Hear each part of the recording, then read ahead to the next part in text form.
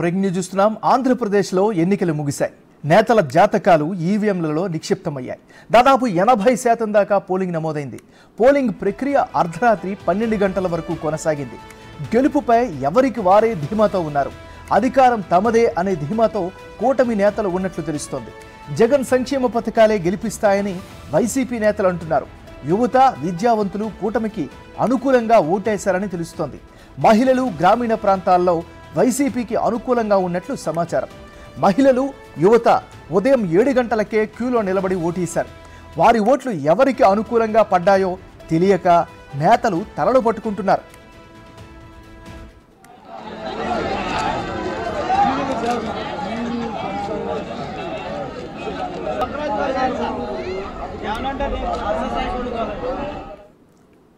Polling ప్రారంభమైనప్పటి నుంచి ఉదయం 11 గంటల వరకు జరిగిన ఓటింగ్ మొత్తం వైసీపీకి అనుకూలంగా ఉందని సమాచారం.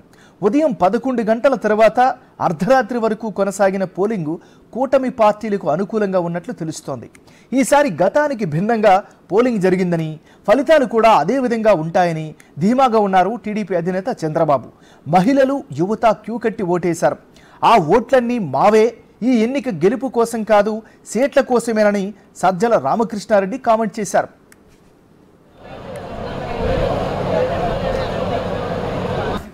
మోహన్ రెడ్డి గారు ఏ రోజైతే సంక్షేమం ద్వారా అభివృద్ధి, ప్రతి పేద కుటుంబం అభివృద్ధి, రాష్ట్రాభివృద్ధి కూడా దారితీస్తుంది అని ఒక యజ్ఞం మొదలు పెట్టారు.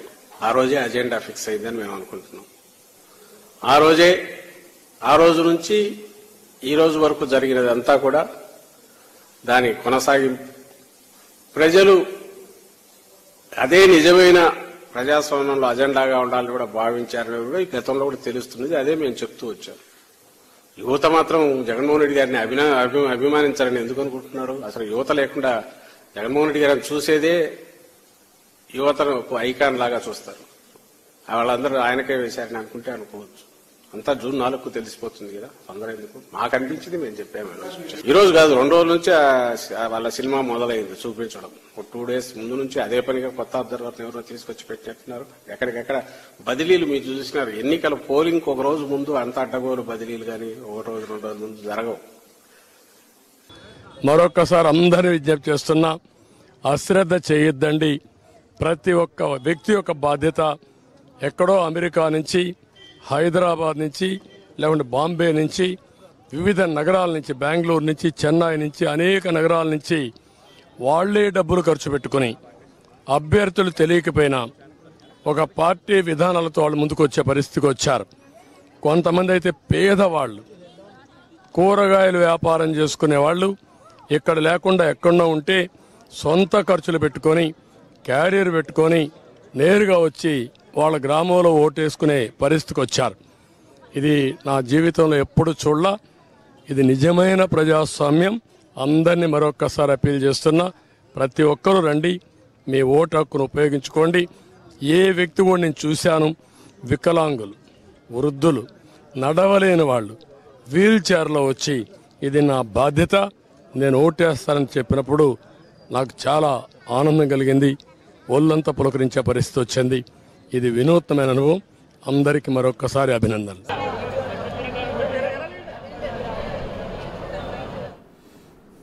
ఏపీలో ఎన్నికలు ముగిశాయి. నేతల జాతకాలు ఈవీఎంలలో నిక్షిప్తమయ్యాయి. దాదాపు 80% దాకా పోలింగ్ నమోదైంది. పోలింగ్ ప్రక్రియ అర్ధరాత్రి 12 గంటల వరకు కొనసాగింది. గెలుపుపై ఎవరికి వారే ధీమాతో ఉన్నారు. ఇక ఇదే అంశానికి సంబంధించి మరింత తాజా సమాచారాన్ని మా రిపోర్టర్ శివ అందిస్తారు. శివ, చెప్పండి, ఎన్నికల ప్రక్రియకు సంబంధించి, పోలింగ్కి సంబంధించి, పార్టీల యొక్క ధీమాకు సంబంధించి అప్డేట్స్ ఏంటి? నాగరాజు, మొత్తమే చూసుకుంటే ఆంధ్రప్రదేశ్ లో ఎన్నికల ప్రక్రియ ప్రశాంతంగా ముగిసిందని చెప్పుకోవడానికి కూడా అర్హత లేకుండా పోయింది. దాదాపుగా 4-5 జిల్లాల్లో కూడా భారీ నుంచి అతి భారీ స్థాయిలో కూడా గొలవలేదు. ఇక ఏదైతే ఓట్లకు సంబంధించి రాష్ట్ర వ్యాప్తంగా కూడా విశాఖపట్నం ప్రాంతానికి సంబంధించి కేవలం 58% ఇప్పటి వరకు అప్డేట్ లో ఓటింగ్ శాతం నమోదైంది. అత్యధికంగా కూడా చాలా జిల్లాల్లో నమోదైన పరిస్థితి కనిపిస్తా ఉంది. సరాసరి చూసుకుంటే 80 నుంచి 82% వరకు కూడా ఆంధ్రప్రదేశ్ లో ఓటింగ్ శాతం నమోదైన పరిస్థితి కనిపిస్తా ఉంది. అయితే ఈ ఓటింగ్ శాతం ప్రభావం సంబంధించి కూడా ఎవరికి వారు తమకే అనుకూలం అని చెప్పి వైసీపీ, టీడీపీ ఎవరికి వారు చెప్పుకుంటున్న పరిస్థితి కనిపిస్తా ఉంది. అయితే ముఖ్యంగా యువత, మహిళ మహిళలు మాత్రం క్యూ కట్టిన పరిస్థితి కనిపిస్తా ఉంది. దేశ విదేశాల్లో ఉన్న వారు కూడా ఓటు వేయడానికి కూడా ప్రత్యేకంగా కూడా విమానాల్లో వచ్చి మరి వారు ఓటు హక్కును వినియోగించుకున్న సంఘటన మాత్రం ఆంధ్రప్రదేశ్ రాజకీయాల్లో ఇది ఒక సువర్ణ అధ్యాయంగా చెప్పుకోవచ్చు. అయితే ఈ వచ్చిన ఓట్లు ఏదైతే కొత్తగా చేర్చిన 10 లక్షల యువత ఓట్లు కానీ అలాగే వివిధ రాష్ట్రాల నుంచి వచ్చిన 7 లక్షల మంది ఓట్లు దాదాపుగా ఈ 17 లక్షల ఓట్లకు సంబంధించి మాత్రమే గెలుపు ఓటముల్ని తీవ్ర స్థాయిలో కూడా ప్రభావితం చేయబోతా ఉన్నాయి. సో ఈ నేపథ్యంలో కూడా ఈ గెలుపు ఓటములకు సంబంధించి ఎవరు అంచనాలని వారు వేసుకుంటున్నారు. తమదే గెలుపు అని చెప్పి కూడా ఇరు పార్టీలు చాలా ఘంటాపదంగా చెప్తున్న పరిస్థితి కనిపిస్తా ఉంది. అయితే ఏదైతే ఆ పోలింగ్ జరిగిన సరళి చూసుకుంటే మాత్రం 2 అంశాలని ప్రధానంగా కనిపిస్తా ఉంది. మొదటి అంశానికి సంబంధించి చూసుకుంటే ఏదైతే అమ్మఒడి పథకం పనిచేస్తా ఉందా లేకపోతే చంద్రబాబు ప్రవేశపెట్టిన సూపర్ 6 లో భాగంగా గ్యాస్ సిలిండర్లు ఉచిత బస్సు పనిచేసిందా అనేది మాత్రం పెద్ద చర్చనీయాంశంగా మారిపోయింది. ఎందుకంటే మహిళా ఓటర్లు ఉదయం నుంచి కూడా మధ్యాహ్నం వరకు క్యూ కట్టి మరి ఓట్లు వేసిన పరిస్థితి కనిపించింది. గతంలో 2019లో కూడా ఇదే అంశం మహిళలే చాలా కీలకంగా మారిపోయిన పరిస్థితి కూడా కనిపించింది. సో ఇదే నేపథ్యంలో 2024లో కూడా మహిళా మనుల ఓట్లమే చాలా కీలకమైన నేపథ్యంలో వారు ఓటింగ్ ఏ వైపు పడితే వారిది అధికారం అనే అభిప్రాయానికి ఆయా రాజకీయ పార్టీలు వచ్చిన పరిస్థితి కనిపిస్తా ఉంది. నిజంగా చెప్పాలంటే మహిళలు వేసిన ఓట్లని అంచనా వేయడంలో పూర్తిగా రాజకీయ పార్టీలు అయితే కొంత విఫలమైనట్లు కూడా భావించాలి. మరి ఏదైనా సరే ఈ ఓటింగ్ శాతానికి సంబంధించి ఎవరికి వారు మాదే గెలుపు మేమే గెలుస్తామని చెప్పుకోవడం తప్ప ఖచ్చితమైన అంచనాలు చెప్తున్న పరిస్థితి కనిపించలేదు.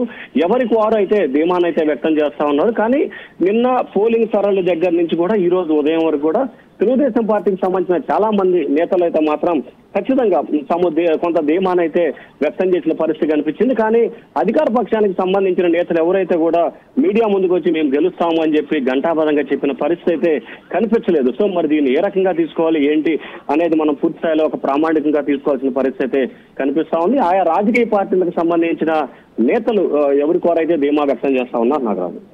Thank you Shiva.